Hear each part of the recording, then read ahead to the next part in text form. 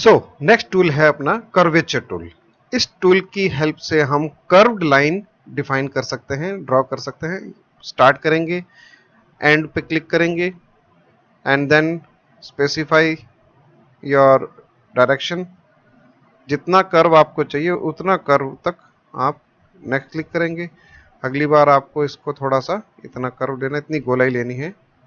जैसा हम चाहते हैं कर्व वैसा हम कर्व इससे जनरेट कर सकते हैं। तो इस तरह से देखिए, मैं जैसे स्पाइरल बनाना चाहता हूँ, हालांकि इसके लिए स्पाइरल टूल दे रखा है इसमें टूल बॉक्स में, लेकिन फिर भी इस टूल को समझाने के लिए मैं बता रहा हूँ कि ये कैसे काम करता है। इस टूल की हेल्प से हम इस प्रकार से कर्व लाइन ड्रॉ कर सकते हैं, free hand curve line draw कर सकते हैं। वी प्रेस करेंगे सिलेक्शन टूल तो ये छोड़ देगा इसको और ये फिनिश हो जाएगा यहीं पर ही। तो ये है इस कर्वेचर टूल का रोल। फ्री हैंड कुछ भी आप डायरेक्शन पे आप ऐसा कुछ भी एक रफ शेप इससे ड्रॉ कर सकते हैं। ये है इस टूल का रोल। अब हम आते हैं कि जो हमने पेन टूल से या इस कर्वेचर टूल से जो ड्रॉ किया है, तो अब लाइन की प्रॉपर्टी देखते हैं। देखिए ऊपर कंट्रोल पैनल पे ये जो कंट्रोल बार आ रही है, इस कंट्रोल बार पे अभी शो कर रहा है ये पाथ जो हमने सेलेक्ट कर रखा है, अभी पाथ शो कर रखा है। कलर इसमें इनसाइड में व्हाइट कलर है, इसको हम यहां से कलर चेंज कर सकते हैं, फिल कर सकते हैं नया कलर। आउटलाइन इसमें ब्लैक कलर की दे रखी है, यहां से हम आउटलाइन कलर चेंज कर सकते हैं इस तरह से। ऐसे आउटलाइन की स्ट्रोक चेंज कर सकते हैं। ये स्ट्रोक है, स्ट्रोक को अगर यहाँ पे क्लिक करते हैं तो इसका एक पैलेट यहीं पे ओपन हो जाएगा, इसका कोड मेनू, जिसमें कि हम वेट यहाँ से डिफाइन कर सकते हैं, कैप्स डिफाइन कर सकते हैं, इनके कॉर्नर्स कैसे हों। अभी कॉर्नर्स सारे चारों तरफ से बंद हैं, फिर भी हम यहाँ से इसके अंदर कैप्स को ऐसे डिफाइन कर सकते हैं। एज इसका जो है सेंटर में आ रहा है, उसको हम इनसाइड और आउटसाइड कर सकते हैं। ये इनसाइड एंड देन आउटसाइड और टू द सेंटर। लाइन का सेंटर पॉइंट पे ये इसको डिस्प्ले करता है जहां से हम स्टार्ट करते हैं लाइन को। ठीक इसी तरह से नेक्स्ट इसमें दे रखा है डैश्ड लाइन। इसको हम डैश्ड लाइन में कन्वर्ट कर सकते हैं। हर लाइन के बीच में 12 पॉइंट का डैश दे रखा है और गैप अभी डिफाइन नहीं कर रखा है, मैं गैप भी कर देता हूं 10 पॉइंट का गैप।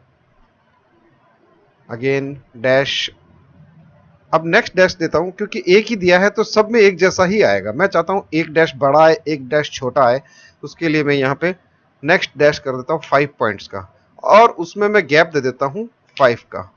तो देखिए कुछ इस तरह से गैप्स आ जाएगा। फिर 10 गैप में दोनों बराबर देता हूं ताकि सिर्फ साइजें हम अलग अलग देख सकें। तीसरा मैं गैप देना डैश देना चाहता हूं डिफरेंट, थोड़ा सा इससे और छोटा देना चाहता हूं, तो मैं 5 पॉइंट की जगह डैश का साइज कर देता हूं 2 and gap will be the same 10 points. तो ये देखिए डैश की हेल्प से हमने एक ही लाइन में various types of dash define कर दिए। ठीक है, एरो हेड्स अभी इसमें ऑन नहीं होगा क्योंकि ना इसका एंड पॉइंट है ना स्टार्ट पॉइंट है, तो ये दिखाई नहीं देगा। प्रोफाइल जो लाइन हमने ली है वो अभी स्ट्रेट ली रखी है, यूनिफॉर्म लाइन।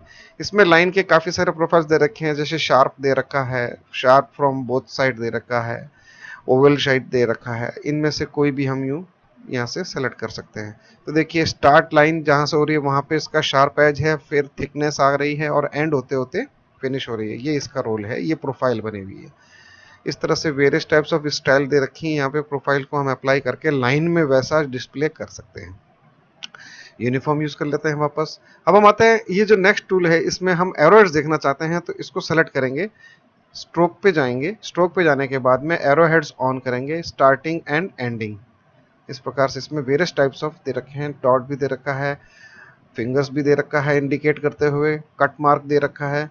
इस तरह से मैं एरो हेड्स ड्रॉ कर सकता हूँ, यहाँ से सेलेक्ट कर सकता हूँ। एरो हेड्स की स्केलिंग कंट्रोल कर सकते हैं, अलाइनमेंट कंट्रोल कर सकते हैं कि भाई एरो हेड में एरोज स्टार्ट से होने चाहिए, जहां से लाइन स्टार्ट हो रही है लाइन के ऊपर होना, आगे होना चाहिए, ये लाइन के बिल्कुल स्टार्टिंग पॉइंट्स होना चाहिए। यहाँ पे दे रखा है, यहाँ पे आगे दे रखा है, इसको मैं कर देता हूँ एक्सटेंड ग्रो फ्रॉम टिप।